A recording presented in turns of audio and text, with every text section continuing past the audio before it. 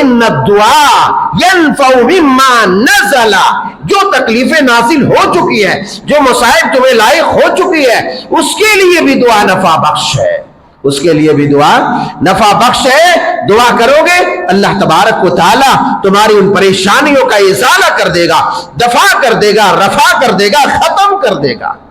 اور ان پریشانیوں کے لیے بھی وَمِمَّا لَمْ يَنزِلْ، جو ابھی نازل نہیں ہوئی، جو مستقبل میں لائق ہونے والی ہے، جو دکھ تمہیں پہنچنے والا ہے، جو درد تمہیں پہنچنے والا ہے، ان پریشانیوں کے لیے بھی آپ کی دعا کا صفرہ۔ آپ نے فرمایا کہ اللہ تبارک و تعالی بڑا باحیا ہے، بڑی شرم والا ہے، بڑی حیا والا ہے۔ جب ان کے بندوں میں سے کوئی بندہ اس کے حضور، اس کے جناب ہاتھ اٹھاتا ہے اور دعا کرتا ہے، اللہ تبارک و تعالیٰ کو شرم آتی ہے ان یردہما صفرا، کہ ان کے دونوں ہاتھوں کو یوں ہی خالی واپس لوٹا دے، خالی واپس لوٹا دے، اللہ کو شرم آتی ہے۔ اس لیے اعوذ باللہ السمیع العلیم من الشیطان الرجیم، بسم اللہ الرحمن الرحیم، ادعوا ربکم تضرعا وخفیہ انہ لا يحب المعتدین۔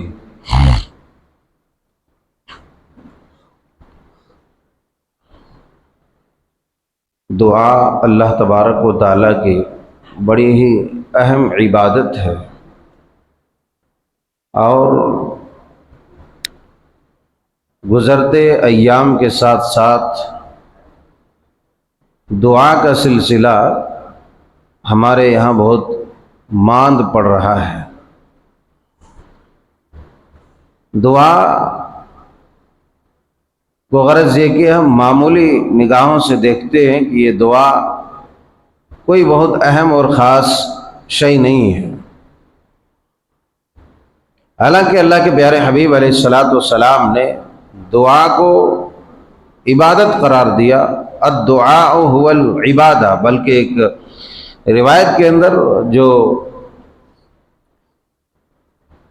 سند کے اعتبار سے اتنی صحیح نہیں ہے، اس میں بتایا گیا کہ الدعاء مخ العبادہ، دعا عبادت کا مغز ہے، عبادت کا مغز ہے، عبادت کی روح ہے، عبادت کی جان ہے۔ اب بھلا روح، جان، مغز کے بغیر کوئی انسان زندہ رہ سکتا ہے؟ یہ الگ بات ہے کہ یہ روایت صحیح نہیں ہے، مگر یہ روایت تو صحیح ہے کہ الدعاء هو العبادہ، کہ دعا ہی عبادت ہے، اس لیے دعا کسی اور سے نہیں کی جاتی، دعا کسی اور سے کرنا شرک ہے، کفر ہے، اس لیے کہ دعا عبادت ہے، اور عبادت خاص اللہ کے لیے ہے، عبادت خاص اللہ کے لیے ہے۔ دعا کا ہمارے یہاں رسم دعا کا یوں کہیے کہ فقدان ہے، یعنی جب سے یہ مسئلہ لوگوں کو معلوم ہوا ہے کہ فرض نماز کے بعد اجتماعی دعا کرنا صحیح نہیں ہے، تب سے ایسا دیکھنے اور سننے کو ملتا ہے گویا کہ اب دعا کرنا ہی بدعت ہے، دعا کرنا ہی بدعت ہے۔ اور سلام پھیرتے ہیں لوگ، السلام علیکم ورحمۃ اللہ، السلام علیکم ورحمۃ اللہ، اللہ حافظ، سیدھا گیٹ کی طرف جھانکتے ہیں کہ کب یہاں سے نکلیں یا اپنی جگہ بدل لیں۔ میں نے یہ بتلایا تھا پرسوں کہ جگہ بدلنا باعث نقصان ہے۔ ہاں، سنت پڑھنے کے لیے اگر آدمی اٹھا ہے تو جگہ بدل، البتہ سلام پھیر کر اگر اسی جگہ پر بیٹھے، تو میں نے کہا تھا حدیث پاک کہ فرشتے مسلسل اس آدمی کے اوپر سلامتی اور رحمت، مغفرت کی ان کے لیے دعا کرتے رہتے ہیں جب تک وضو کی حالت میں اپنی جائے نماز میں بیٹھا رہتا ہے۔ تو سلام پھیرتے ہی آدمی دیکھتا گیٹ کدھر ہے، یہ الگ بات ہے کہ پہلے سے معلوم ہے کہ ادھر ہی سے ہم آئے، پھر بھی جھانکتے رہتا ہے رستہ خالی ہے کہ نہیں ہے۔ تو فرض نماز کے بعد اجتماعی دعا تو نہیں ہے، مگر فرض نماز کے بعد بھی دعائیں قبول ہوتی ہے، فرض نماز کے بعد بھی دعائیں قبول ہوتی ہے۔ اور فرض نماز کے بعد دعاؤں اور اذکار کا ایک لمبا سلسلہ ہے۔ ایک آدمی اگر ٹھیک ٹھاک سے پڑھے تو کم سے کم اس کو 2.5-3 منٹ تو لگے گا ہی۔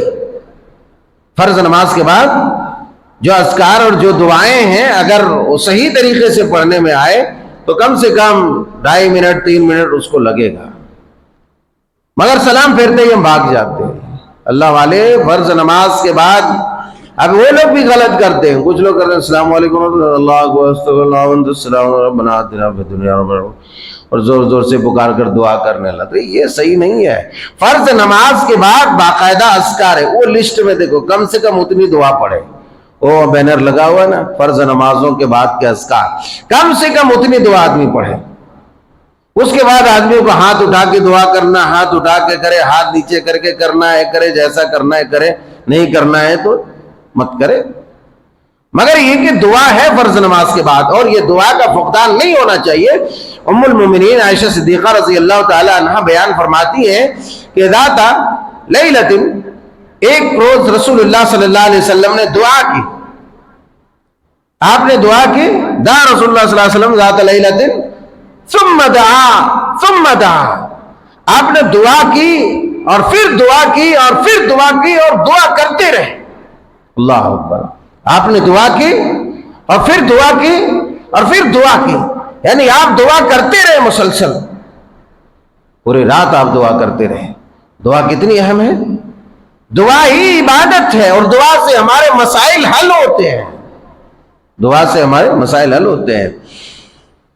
حضرت عبداللہ ابن عمر رضی اللہ تعالیٰ عنہ بیان فرماتے ہیں کہ رسول اللہ صلی اللہ علیہ وسلم نے ارشاد فرمایا، سنن ترمذی ابواب الدعوات کی حدیث ہے، من فتح له منکم باب الدعاء، من فتح له منکم باب الدعاء فتحت له ابواب الرحمہ، کہ جس آدمی کے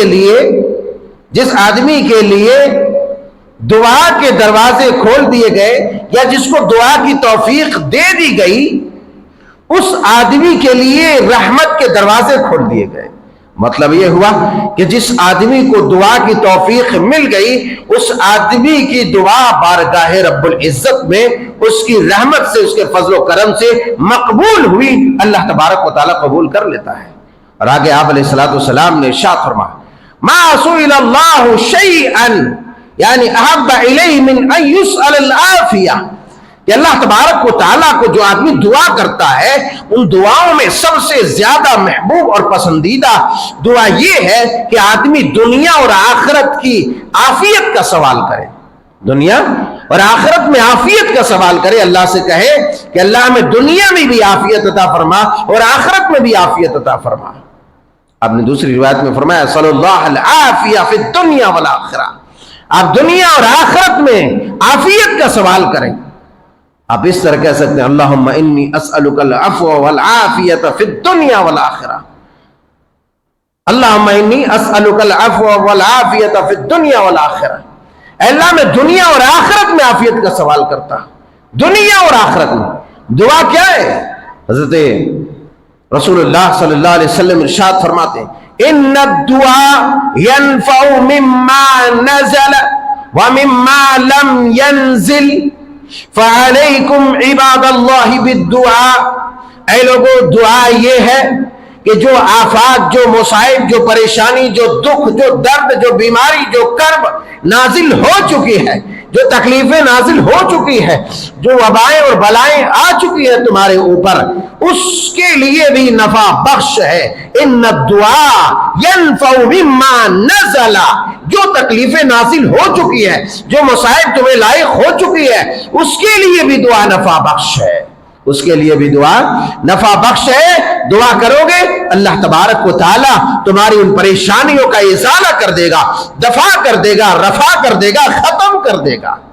اور ان پریشانیوں کے لیے بھی وَمِمَّا لَمْ يَنزِلْ، جو ابھی نازل نہیں ہوئی، جو مستقبل میں لائق ہونے والی ہے، جو دکھ تمہیں پہنچنے والا ہے، جو درد تمہیں پہنچنے والا ہے، ان پریشانیوں کے لیے بھی آپ کی دعا کارگر ہوگی، اللہ تبارک و تعالیٰ ان پریشانیوں کو آپ سے دور کر دے گا۔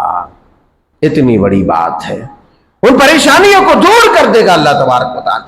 اسی لیے دعائیں خوب کرو، دعا کرنا آپ کے لیے بہتر ہی بہتر ہے، کیونکہ دعا ایک عبادت ہے، اور آپ کی ضروریات، آپ کے جذبات، آپ کے احساسات کو آپ اللہ کے سامنے رکھیں، اللہ تبارک و تعالی آپ کے احساسات کی قدر کرتے ہوئے آپ کی دعاؤں کو شرف قبولیت سے نواز دے گا۔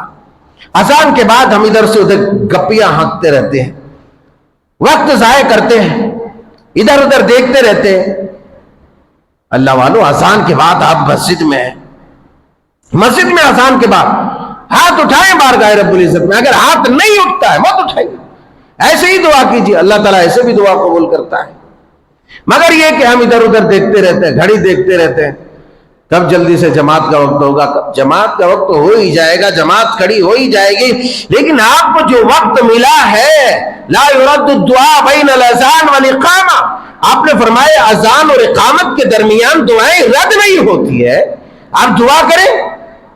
آدمی دعا قبول کروانے کے لیے رستے دیکھتا ہے، بدعقیدہ ہوتا ہے تو قبروں پہ جاتا ہے، چادریں چڑھاتا ہے، پھول اور مالیں چڑھاتا ہے، مردوں کے پاس جا کے سر پٹکتا ہے، اس سے منت سماجت کرتا ہے۔ رسول اکرم صلی اللہ علیہ وسلم نے ارشاد فرمایا کہ اذان اور اقامت کے درمیان دعائیں مسترد نہیں ہوتی، اس لیے جب یہ وقت ملے تو تم ان وقتوں میں دعا کر لیا کرو، ان وقتوں میں دعا کر لیا کرو، بہت اہم ہے یہ وقت، بڑی قیمتی ہے، بڑی گرا قدر ہے۔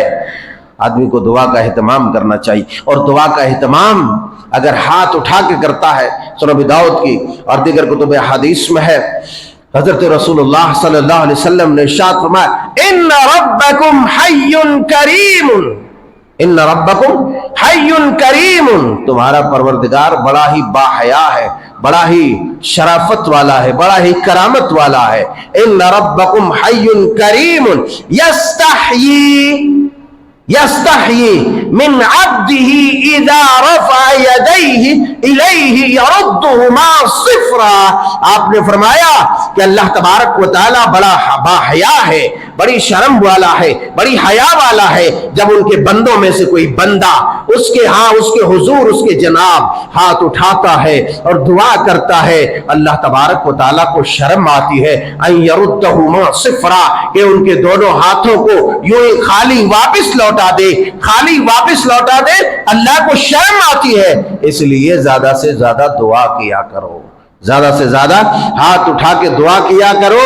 اللہ تبارک و تعالیٰ بڑا باحیا ہے، اللہ تبارک و تعالیٰ کی غیرت اتنی ہے، حیا اتنی ہے کہ وہ اپنے کسی بھی بندے کے ہاتھ کو خالی نہیں لوٹاتا ہے۔ ایک آدمی گنہگار ہے، فاسق ہے، فاجر ہے، کافر ہے، اللہ اس کی بھی دعا قبول کرتا ہے، اس کی بھی قبول کرتا ہے۔ تو ایک بندہ مومن جو خالص توحید لے کر کے آئے گا، سنت لے کے آئے گا، طریقہ دعا لے کے آئے گا، آداب دعا لے کے آئے گا، اللہ اس کی دعا کیوں قبول نہیں کرے گا؟ کیوں قبول نہیں کرے گا اللہ والے؟ ہاتھ بھی اٹھائے، آداب بھی ہے، اس لیے اللہ تبارک و تعالیٰ سے مانگا کرو، اللہ کو اچھا لگتا ہے، اللہ کو خوشی ہوتی ہے اور دینے میں بھی اچھا لگتا ہے۔ اس لیے فرمایا ادعوا ربکم تضرعا وخفیہ انہ لا يحب المعتدین، اللہ تبارک و تعالیٰ سے خفیہ طریقے پر آہستہ آہستہ تنہائی میں گریہ وزاری کرو، ادعوا ربکم تضرعا وخفیہ، خفیہ طور پر یوں بھی دعا کرو، اور زیادہ دعاؤں کا اہتمام تنہائی میں کیا کرو، جہاں تیرے اور تیرے پروردگار کے سوا کوئی نہیں ہے، بس تم ہو حال دل سننے والا اور حال دل سنانے والا، دونوں کے درمیان کوئی حائل نہیں ہے، کوئی دیکھنے والا نہیں، کوئی سننے والا نہیں، کوئی بہکانے والا نہیں۔ رات کی تنہائیوں میں اٹھو اور بارگاہ رب العزت میں دست دراز ہو اور اللہ سے مانگو، اللہ تبارک و تعالیٰ تمہارے اٹھے ہوئے ہاتھ کی لاج رکھے گا، تمہارے نکلے ہوئے دل سے اس صدا کو قبول فرمائے گا۔ رسول اللہ صلی اللہ علیہ وسلم نے بھی فرمایا، یہاں تو اللہ نے فرمایا انہ لا يحب المعتدین، دعا میں حد سے تجاوز نہیں کرنا چاہیے، اول فول دعائیں نہیں کرنی چاہیے، اٹھ پٹان دعائیں نہیں کرنی چاہیے، رشتے گناہوں کی دعا نہیں کرنی چاہیے، قطع رحمی کی دعا نہیں کرنی چاہیے، ناجائز چیزوں کی دعا نہیں کرنی چاہیے، غلط دعائیں نہیں کرنی چاہیے، اور دعاؤں میں ہمیں جو ہے معصورہ دعا اور مسنون دعاؤں کا اہتمام کرنا چاہیے۔ قال رسول اللہ صلی اللہ علیہ وسلم یستحب الجوامع، آپ جامع دعاؤں کا اہتمام کرتے تھے، آپ جامع دعاؤں کا اہتمام کرتے تھے، وَيَدْعُو مَا سِوَى ذَلِكَ، اور اس کے سوا کو چھوڑ دیتے تھے۔ تو گویا کہ دعا کے اندر ایک ادب اور الحاح کا انداز ہو، گریہ وزاری کا انداز ہو. دعا شاعرانہ انداز میں بھی نہیں کرنا چاہیے. دعا ایک طریقے سے ہو، دعا کا انداز ہو کہ کہنے والا کہہ رہا ہے، سننے والا سن رہا ہے، دینے والا دے رہا ہے. اس لیے زیادہ تر معصورہ دعاؤں کا اہتمام کرنا چاہیے. معصورہ دعاؤں کا فائدہ یہ ہے کہ پیارے رسول صلی اللہ علیہ وسلم کی زبان مبارک سے نکلی ہوئی، اللہ کی بارگاہ میں قبول کی ہوئی وہ عظیم دعا ہے جو اللہ نے قبول کر لیا ہے. اس کی برکت سے بھی آپ کی دعا قبول ہوگی، آپ کی دعا اس کی برکت سے بھی قبول ہوگی. وَيَدْعُ مَا سِوَى ذَلِكَ، اور اس کے سوا آپ چھوڑ دیتے تھے. یعنی دعا میں اول فول اوٹ پٹان نہیں، آپ کو سمجھ میں آوے وہ دعا کریں.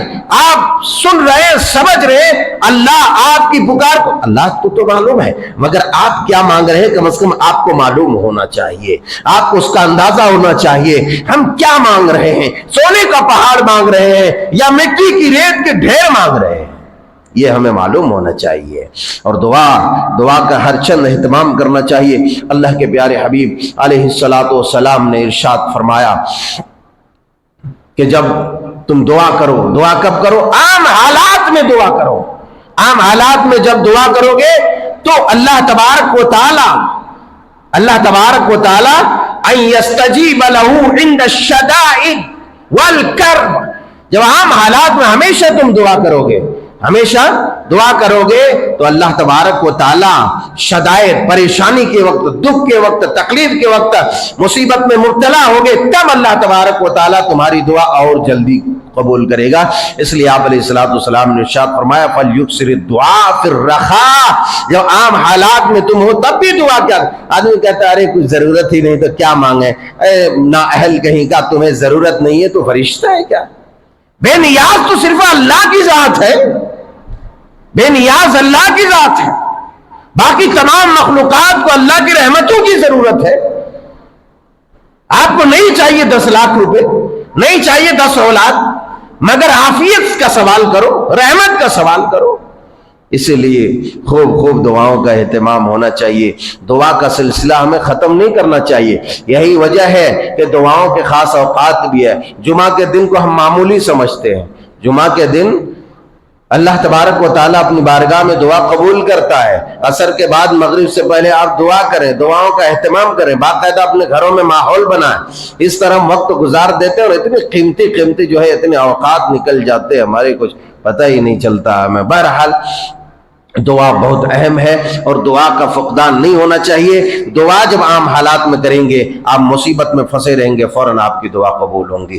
دعا کے اوپر بھی بڑے حیرت انگیز جو ہے روایات اور احادیث موجود ہے، مگر خلاصہ کلام یہ ہے کہ دعا کا اہتمام ہمیں کرنا چاہیے. اور دعا کے اپنی زبان میں جو چاہے آدمی جس انداز میں چاہے پھر مانگے، مگر کوشش یہ کریں ربنا آتنا فی الدنیا حسنۃ وفی الآخرۃ حسنۃ اللهم انی اسألک العفو اللهم انی اعوذ بک من البرص اللهم انی اعوذ بک من الجہد والبلاء.